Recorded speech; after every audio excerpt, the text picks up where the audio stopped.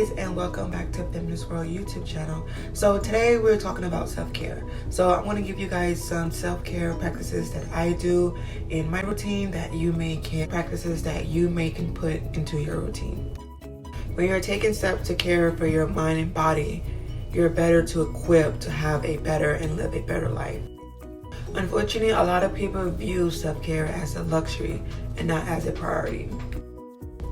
It's important to assess how you're caring for yourself in several different domains, such as emotional, physical, social, mental, and spiritual. So number one is physical self-care. Again, I feel like I have to say this in all of my videos. When you've seen me look down, I am looking at my notes just to make sure that I touch on everything, okay? So the physical self-care. So the physical self-care includes how you're feeling your body. How much sleep did you get? How much physical activity did you got in today? Those are the things when I mean about physical self-care. So when it comes to physical self-care, I want you to ask yourself these questions on a daily basis. Are you getting adequate sleep? Okay, are you getting at least 8 hours of sleep a day? Are you fueling your body with a proper diet? So what type of food are you eating? Are you eating fast food all the time? Are you eating healthy, or are you eating healthy? Are you taking charge of your health? And are you getting enough exercise? So when we are thinking about the physical self-care, I want you to ask yourself these questions to see if it's right or wrong, good or bad. It is your life. It is up to you to determine where you want to be in your life. My goal is to only push you to get you where you want to be. I cannot tell you what's good or bad for your life. I cannot tell you what to do with your life, because at the end of the day, it's your life. So just ask yourself these questions and be honest. If you feel like you need to drink more water, make that a goal. Maybe you drink, 16 ounces of water a day. I mean, that's a start. I mean, they may seem little to some, but that is a start for you. Maybe you go for a 1 mile walk, and then the next day you go for 2 miles, then you go for 3 miles. It is your life. I'm only here to push you. So wherever you want to be in your life, ask yourself these questions and be honest with yourself and make it a goal. Number 2 is social self-care.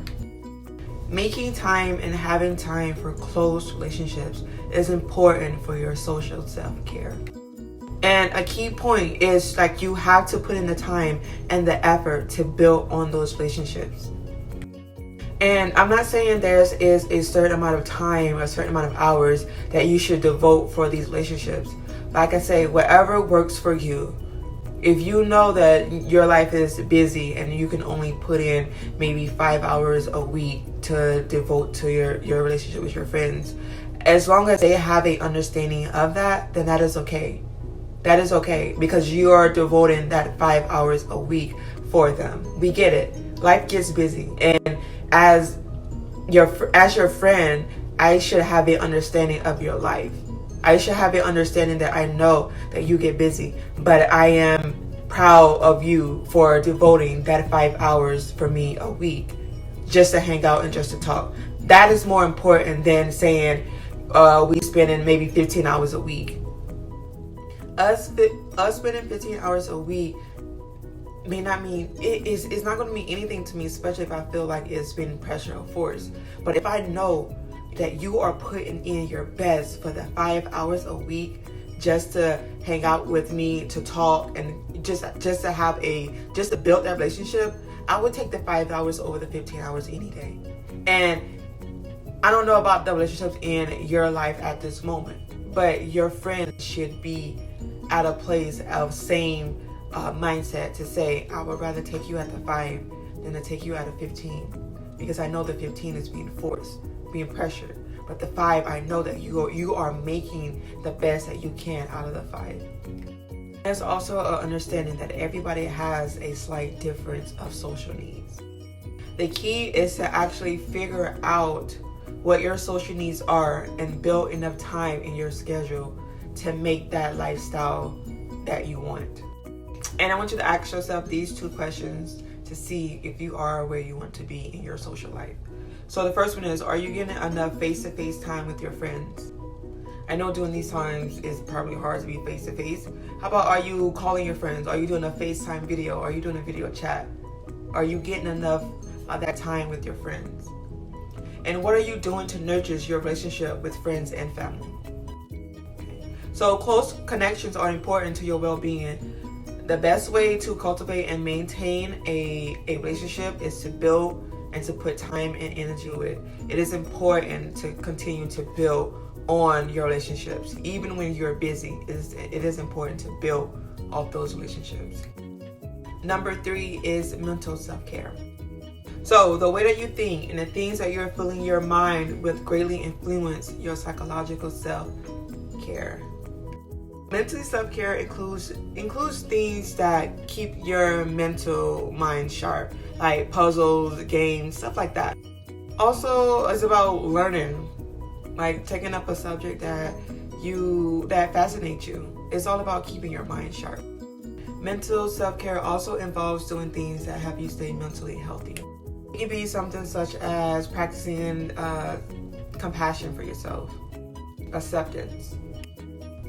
So here are a few questions to ask yourself to see if you're doing mental self-care.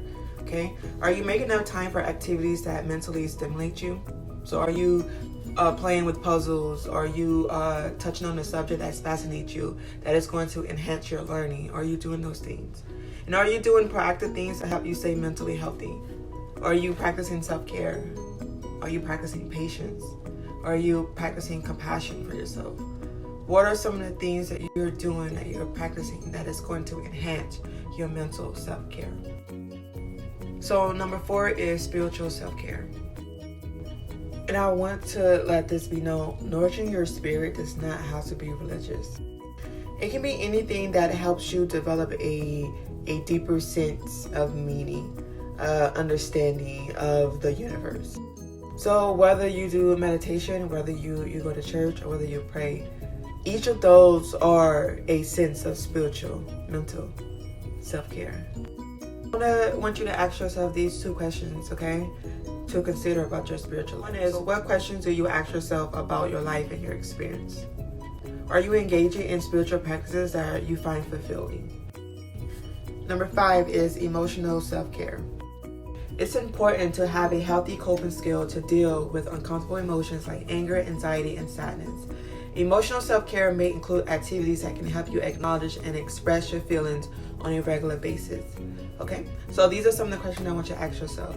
Do you have a healthy way to process your emotions? Do you incorporate activities into your life that helps you feel recharged?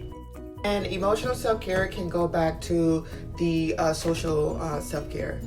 Maybe you talking with your friend is helping you process some of your thoughts in your head.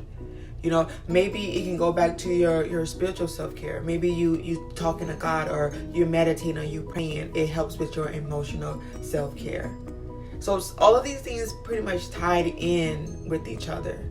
It really does. But when it comes to your emotional self-care outside of other things, are you really taking care of it? Or are you really paying attention to your thoughts on a day-to-day basis? Or are you being mindful? It's important to engage with your emotional self-care.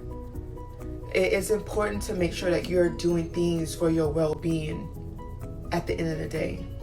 And in order to even live a fulfilling life, you have to have some sense of control of your emotions.